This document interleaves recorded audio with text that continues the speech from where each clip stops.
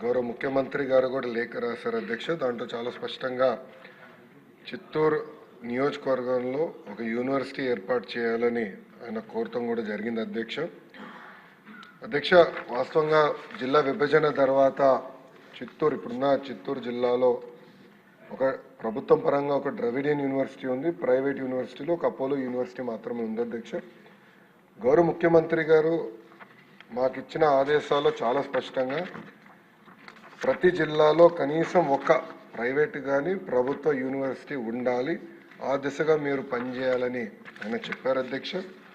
జగన్ గారు చెప్పినట్లు Dravidian university అనేది మోర్ లాంగ్వేజ్ స్పెసిఫిక్గా యూనివర్సిటీ, ద్రవిడియన్ భాష గురించి ఏర్పాటు చేసిన యూనివర్సిటీ కనుక వేరే రకంగా యూనివర్సిటీ ఏర్పాటు చేయాలి చిత్తూరు జిల్లాలో కోరారు.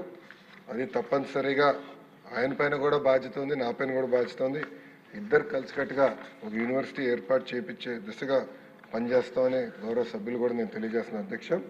అదేవిధంగా యనమల దివ్య గారు అడిగారు అధ్యక్ష, గత ప్రభుత్వం జూనియర్ వ్యవస్థని అంటే ప్రభుత్వ జూనియర్ కళాశాలని నిర్వీర్యం చేశారు.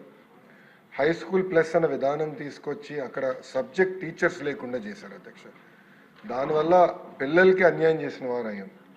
మార్కులు సరిగా రాలా, పర్ఫార్మెన్స్ లేకుండా పోయింది అధ్యక్ష.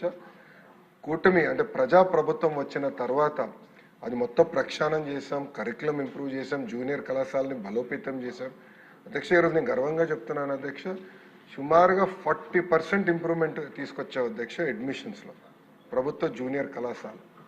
We have improved admissions.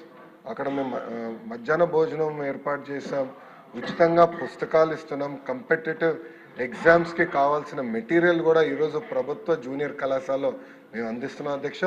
మా లక్ష్యం ఒకటే, ప్రైవేట్ కళాశాలతో ధీటుగా ప్రభుత్వ జూనియర్ కళాశాల మేము తీర్చిదిద్దుతాం.